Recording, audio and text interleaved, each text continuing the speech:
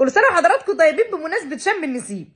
طبعا انا لازم قبل كل عيد اتعلم الاتيكيت من استاذه امينه الشلبيه. عشان ايه؟ بحيث لما اتعامل مع العالم الخارجي قدام الناس ابقى يعني تمام وواثقه من جميع خطوات. فممكن كلنا نروح لاستاذه امينه عشان يلا مع بعض. يلا اتفضلوا معايا، اتفضلوا. كل سنة وانتوا طيبين وكل شم نسيم وانتوا طيبين. يلا اتفضلوا معايا اتفضلوا معايا. انا مش مصدقه نفسي، والله العظيم ما مصدقه نفسي.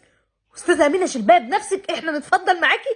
هو خلاص حضرتك اخيرا اقتنعت انك مصريه عادي زينا؟ ابدأ بايه بقى؟ ابدأ بدي ولا بده ولا اغوص في ايه ولا ايه ولا انا مش عارفه ابدا بايه. انا بموت في الفسيخ. حضرتك تبداي باللي انت عاوزاه والله. ابداي بالفسيخه المقفوله ولا بالفسيخ المخلي، ولا خش في البصل. خش بقلب جامد. موتي فيه براحتك. ده ايه؟ ده ايه؟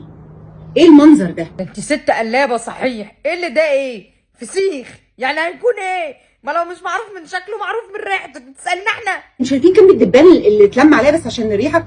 ده انا مسكت دي يا لهوي على الريحه يا جماعه. ماله الدبان يعني؟ ماله؟ ما الدبان في كل حته. وبعدين الميكروبات والسميات دي حاجات مهمه بالذات عشان الاكله دي. مرفوض يا جماعه. مرفوض يتقدم بالشكل ده. مرفوض الفسيخ يتمسك بالايد. مرفوض اغمسه. مرفوض الكلينكس. مرفوض الورق البلاستيك ده ولا الكرتون. كله مرفوض. لا مرفوض. هو عريس متقدم لبنتك يا ست العيال في ايه يا حاجه؟ الله يرضى عليك. ايه كميه المرافيض اللي انت رميتيها في خلقتنا دي؟ مرفوض يتاكل كده. مرفوض يتحط في طبق. ايه المفروض؟ طيب لما كل ده المرفوض، احنا بقى شعب كل المفروض مرفوض، واللي مرفوض هو اللي مفروض، وهنلبخ لك في الكلام لحد ما تدوري ورانا. سوري ان شاء الله مع انكم اكلتوا فسيخ. لا سوري بقى. ده انت خليتيها خل خالص. ان شاء الله عننا ما اكلنا فسيخ، ان شاء الله عنك انت ما اكلت فسيخ. ما تاكليش فسيخ معانا، احنا ناكل براحتنا. ما تاكليش معانا لا فسيخ ولا رنجه ولا ملوحه ولا سردين. ما نلمحش طرفك في شم النسيم اصلا. في ايه يا استاذه مالك؟ انا هوريكم يعني كده. يا اختي يعني لما شلنا من اطباق الفل وحطيناه في اطباق عاديه بقت عادي سهله؟ هي دي حجتك؟ ماشي. ما احنا برضو احنا اكيد في بيوتنا ما بنحطش الناس في اطباق فل. انت اللي جايبه اطباق فل. الفسيخ ريحته غير طبيعيه غير طبيعيه. بص حضرتك مبدئيا عشان نقبل منك اي كلام، الفسيخ يا ريت ما تعلقيش على ريحته. دي ريحته من 7000 سنه واحنا راضيين بيها، فخلاص بقى يا ريت النقطه دي ما نتكلمش، نخش على اللي بعده. وتقدموا في بوله بالشكل ده يا جماعه. شويه فسيخ اهو تمام.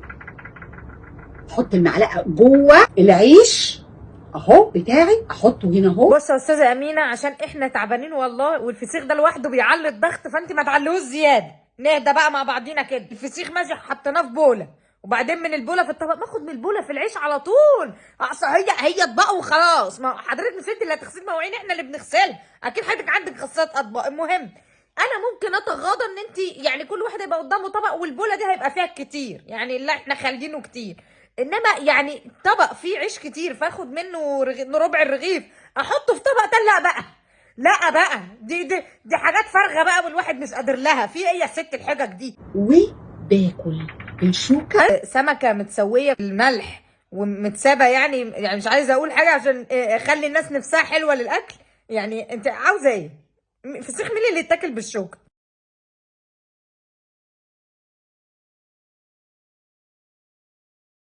هتقولوا لي في عزومه هو كده وانتوا قاعدين مع عيلتكم في البيت هو كده. طب في الجنينه؟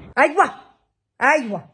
بالنسبه بقى للجنينه، لو بناكل في الجنينه هناكل بالشوكه برضو وناخد كميه الطباق دي معانا نغسلها فين بقى؟ جنينه في حاجه اسمها سندوتشات. سندوتشات؟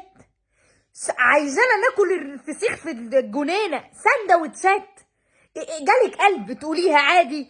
حضرتك ما طلعتيش القناطر الخيريه في شم النسيم قبل كده؟ ما شفتيش المنتزهات العامه والجناين والنوافير؟ ما شفتيش قبل كده العيال وهي بتنط في النوافير بالغيارات الداخليه؟ دي عيال هتاكل الفسيخ سندوتشات. الباقي بيج مرفوض. انا مش قادره. الحاجات دي كتير عليا. نشوف غيره. نشوف فيديو غيره عشان انا مش قادره. بطارخ فينجرز ولا فسيخ بايتس؟ اشكو اليك يا رب يا رب. يعني انا اخلص من فسيخ سندوتشات اروح لبطارخ فينجرز وبيتزا جارز ولا فسيخ جارز؟ هو في ايه بقى؟ الفياستا جارز رجعت تاني في شم النسيم. فيستا جار؟ طب انتقوا الكلام. يعني سبتوا كل الكلمات اللي في الدنيا واخترتوا فيستا جار ليه؟ ليه هنتغاضى. كملي. مينفعش طبعا الفياستا جارز من غير الفسيخ بايتس، قطع فسيخ مخلي جاهزة تتحط في العيش على طول. طبعا الفيستا جارز ما تنفعش من غير الفسيخ زايتس. الزايتس لو قال كلنا هنروح في الخل. حضرتك بتقول ايه؟ حضرتك الفسيخ بقى بايتس وعايزين تعملوه في سندوتشات منكم لله. عجب ناس كتير هو الرنجة بالتارتر صوص الكريمي. استغفر الله العظيم يا رب. هو انا عشان فوتت لكم فيستا تقومي داخله عليا بالرنجه طرطر زر في الحاجات؟ ايه اللي انتوا يا جماعه عيب بقى. يا جدعان مش كده. الرنجه مين اللي عمل كده في الرنجه؟ الحاجات دي ما الرنجه بتبقى مدخنه. انتوا ليه حطيتوها في ميه وملح؟ مش ده. وتالت جار أكيد هي الروستد بيبر رينجا. الجديد هو الإيطاليان رينجا بايتس، ميكس كده ما بين الزعتر والسان درايد توميتوز. يا جماعه رنجه ايه اللي بتحط لها فلفل مشوي؟ يا جماعه بقى. يا جماعه بقى وصن درايد توميتو. يا جماعه استغفر الله العظيم بقى. ما تلعبوش في الثوابت بقى. ما تهمدوا بقى شويه بقى. رابع جار بقى هو الرنجة بالطحينة. رنجه بالطحينه؟ لا اله الا الله. انا اول مره اشوف رنجه بالطحينه. في ايه يا جماعه؟ ما احنا ما بناكلهاش غير رنجه يبقى طحينه وعيش وليمون وبصل. انتوا بتفركوا ليه؟ عمالين تفركوا وتحركوا وتهركوا حوالين الرنجه والفسيخ. ما تاكلوه عادي زي ما بناكله. فياستا جارز الستة بيجي معاهم بصل وليمون، وزودنا كمان معاهم بونبون نعناع. بونبون انا بيجي معاها بونبون انا. لا ما طبعا. طالما بدأنا بالفسيخ بايتس لازم ننهي بالبونبون نعناع، صح؟ البونبون. انا جالي بونبون في دماغي. ربنا ينتقم منكم يا ماما. اطلبها دلوقتي لأنها بكمية محدودة. الحمد لله. الحمد لله.